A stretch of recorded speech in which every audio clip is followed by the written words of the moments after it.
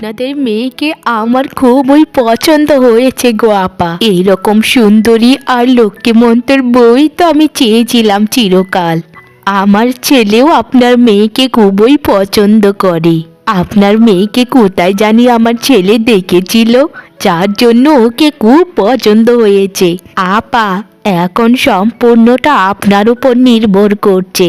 আপনি যদি রাজি থাকেন তাহলে শুভ কাজটা খুব তাড়াতাড়ি সেরে ফেলতে চাই। আপা, আপনি তো জানেনই আমার মেয়ে ঝিনুকের বাবা নেই। সেই ছোটবেলায় বাবাকে হারিয়েছে। তারপর থেকেই আমি কোলে পিঠে করে একা একাই মানুষ করেছি। ঝিনুককে খুবই আদর যত্নে মানুষ করেছি। আপা, আমি এই বিয়েতে রাজি আছি, কিন্তু একটা সমস্যা আছে।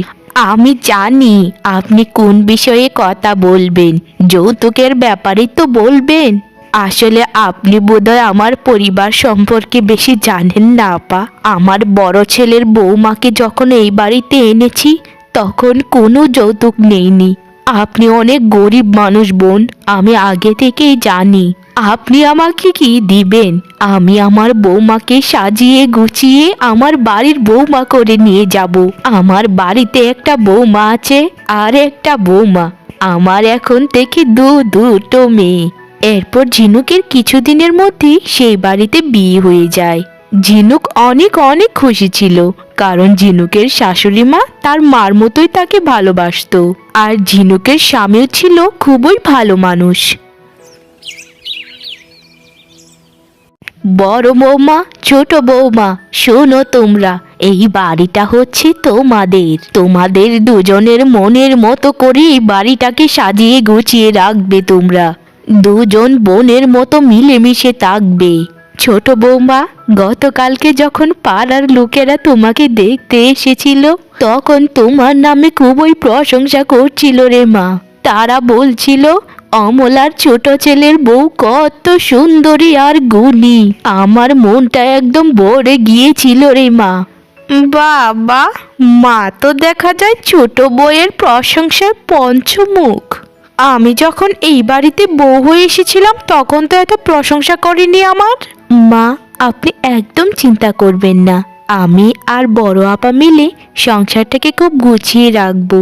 আমরা দুজন আপন বোনের মতো মিলেমিশে থাকবো, তাই না আপা? হ্যাঁ হ্যাঁ হ্যাঁ, ঠিক বলেছো তুমি। মা, আমরা দুজন এখন থেকে আপন বোনের মতো থাকবো। আপনি শুধু দেখতে থাকুন, কেউ দেখলেই বলবে যে তোমরা দুজন কি আপন বোন। ঝিনুক তার বড় জায়ের কথা শুনে অনেক খুশি হয়, যেন সে তার আপন বড় বোনকে পেয়েছে। কি গো, তোমাদের দুই ভাইয়ের কাজ কেমন চলছে? দুই ভাই মিলে খুবই সুন্দর মতোই তো শহরে যাচ্ছ আসছো। আমার খবরটাও তো নাও না ভালো মতো। দেখো গিয়ে, তোমার ছোট ভাই তোমার ছোট ভাইয়ের বউকে কত যত্ন করে। মানুষ তো দেখেও কিছু শেখে নাকি? আরে গিন্নি, কেন যে তুমি আমাদের ভাইদের মধ্যে ফাটল ধরাও তাই তো বুঝি না। আমি তোমার খোঁজ খবর নেই না? তুমি এত বড় মিথ্যে কথাটা কিভাবে বলতে পারলে গিন্নি? কত কাজের চাপে থাকি, তুমি তো আর জানো না গিন্নি, তাই সব বলছো। হ্যাঁ হ্যাঁ, অনেক বুঝেছি, এইসব বাদ দাও এখন। মা তো তার ছোট বউয়ের প্রশংসায় সারা দিন পঞ্চমুখ হয়ে থাকে। সারা দিন বলতে থাকে আমার ছোট বউ কত সুন্দরী, আমার ছোট বউ এইটা, আমার ছোট বউ সেটা। কানগুলো একদম ঝালাপালা করে দিল তোমার মা। কই, আমার তো এত প্রশংসা করে না। আমি তো আজকালকার বউ নই। যখন বউ হয়ে এসেছিলাম তোমার মা তো আমাকে কিছুই বলেনি, আর এখনো কিছু বলে না। রাজুর বউ যদি ভালোই হয়ে থাকে, সেটা যদি মা প্রশংসা করে তাতে সমস্যা কোথায়? সব কিছুতেই এরকম হিংসার স্বভাবটা তোমার আর গেল না। যাও তো এখন খাবার বেরিয়ে নিয়ে এসো, আর আমি তোমার কোনো কথা শুনতে চাই না। কি? আমার হিংসার স্বভাব? যাও, তুমি নিজে গিয়ে খাও, আমি তোমাকে খাবার দিতে পারবো না। যত বড় মুখ নয় তত বড় কথা। আরে ছোট বৌমা যে, বড় বৌমা কোথায়? একা একা রান্না করছো যে? মা, আপা এখনো ঘুম থেকে ওঠেনি, তাই আমি টাকাও দেইনি, আমি রান্নাটা করে ফেলছি। আহা হা হা হা, কি মধুর বাণী আমার বৌমার মুখের। মানুষ যে বলে যে আমার রাজুর বউ কত লক্ষ্মী, তা একটু মিথ্যে বলে না রে মা। কয়েকদিন এই সংসারটাকে কেমন যেন পাল্টিয়ে ফেলেছিস মা। মা, এই সংসারে তো আমি কোনো বউ হয়ে আসিনি, আমি তো আপনার মেয়ে হয়ে এসেছি। তাই আমার বাড়িটাকে আমি আমার মনের মতো করে গুছিয়ে রাখছি। মা, আপনি যান, আপনি গিয়ে টেবিলে বসুন, আপনার জন্য আমি জলখাবারটা নিয়ে আসছি। আপনার ওষুধগুলো খেতে হবে তো নাকি? আচ্ছা আচ্ছা বৌমা, আমি যাচ্ছি, তবে তুমি জলখাবারটা নিয়ে এসো। আহা হা হা হা, সারাদিন ছোট বউয়ের প্রশংসা করে ক্লান্ত হয়ে ঘুমাচ্ছে। এই যে তোর যত জমানো টাকা আছে সকল কিছু আমি তুলে নিলাম। সকাল হলি তোর ছোট বউয়ের নামে সকল দোষ দেব আমি। দেখবো এখন থেকে ছোট বউয়ের প্রশংসায় পঞ্চমুখ কি করে হস। আমাকে তুই চিনিস নি বুড়ি, আমি কিন্তু গভীর জলের মাছ, তোর ওই ছোট বউয়ের মতো বোকা নই আমি। এই কথা বলি অমলার বড় ছেলের বউ রূপা সকল টাকা পয়সা নিয়ে সেখান থেকে চলে যায়। আমার এই কি সর্বনাশ হলো রে, আমার সকল টাকা চুরি হয়ে গেল। আমার ছেলে দুটো কত কষ্ট করে টাকাগুলো জমাচ্ছিল বাড়িটা মেরামত করার জন্য। কে কোথায় আছে এসো এদিকে, এসো দেখে যাও গো, কি সর্বনাশ হয়ে গেল। মা, কি হয়েছে আপনার, কি হয়েছে? দেখো বড় বৌমা, দেখো ছোট বৌমা, কি হলো আমাদের কত কষ্টে সঞ্চয় চুরি হয়ে গেল। ছেলে দুটো শহরে গেছে, আসলে আমি কি জবাব দেব ওদের কাছে? মা, আমি জানি কে চুরিটা করেছে। কি বলছো তুমি বৌমা, তুমি জানো কে চুরি করেছে? তাড়াতাড়ি বলো আমাকে। গতকালকে আপনার ছোট বৌমা তার মায়ের সাথে কথা বলছিল, আমি তখন ওদিক দিয়ে রান্নাঘরে যাচ্ছিলাম আর কি, ভাবলাম তাদের কথাটা একটু শুনি। তখন আপনার ছোট বৌমা তার মাকে বলছিল যে, আরে মা, তুমি একদম চিন্তা করো না, আমার শাশুড়ির কাছে অনেক টাকা আছে, তোমার যা যা কেনার দরকার তুমি কিনো, আমি আজ রাতেই ওর টাকা চুরি করব। আর বলো না, ওই বুড়িটা আমাকে অন্ধের মতো বিশ্বাস করে। আমি চুরি কেন, অন্য বড় বড় কোনো কাজ করলেও সে বিশ্বাস করবে না যে এটা আমি করেছি। আচ্ছা আচ্ছা মা, রাখি এখন, পরে কথা হবে কেমন? কেউ শুনে ফেললে আবার সমস্যা।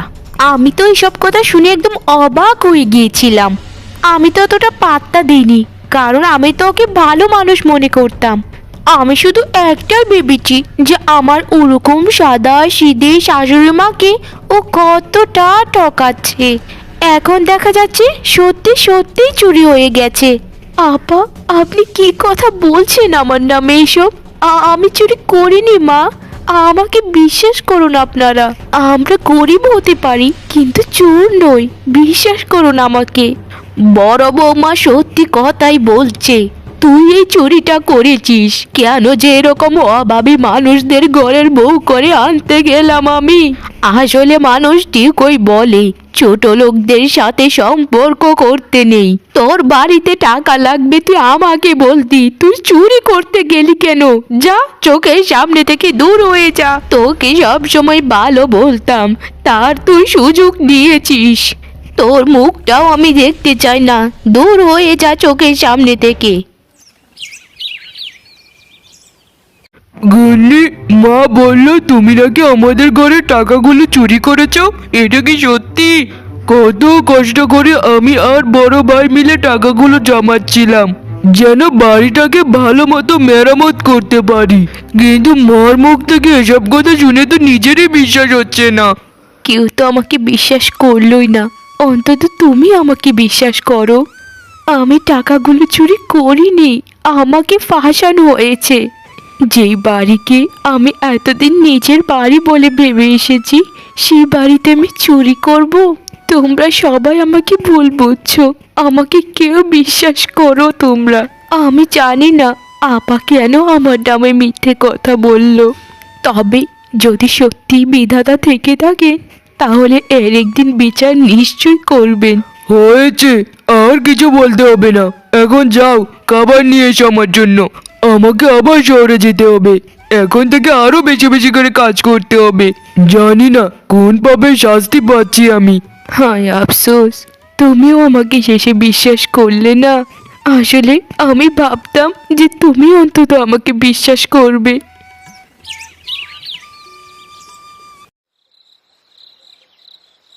আমার আজকের পরিকল্পনা হচ্ছে এইসব হাট বাজার নিয়ে আমি লুকিয়ে ফেলবো। গতকালকে বুড়ির দুই ছেলে মিলে এগুলো কত কষ্ট করে এনেছে। এই বাজারগুলো সরিয়ে দিয়ে ঝিনুকের নামে সকল দোষ দেব। মোটামুটি 100 ভাগের 70 ভাগ শাশুড়ির মন থেকে ছোট বউ তো উঠেই গেছে। আর 30 ভাগ যদি ওঠাতে পারি তাহলে এই সংসারটা শুধু আমার হবে। আমার শুধু একটাই পরিকল্পনা, ওই ঝিনুককে এই বাড়ি থেকে যতদিনে না তাড়াবো ততদিনে আমি থামবো না। তারপর কুচোটে বড় বউ রূপা সকল মাসকাবাড়ি বাজার সেখান থেকেই সরিয়ে ফেলে। মা, ও মা, এসে দেখুন কি কাণ্ড ঘটেছে। কি হয়েছে গো বড় বৌমা, কি হয়েছে?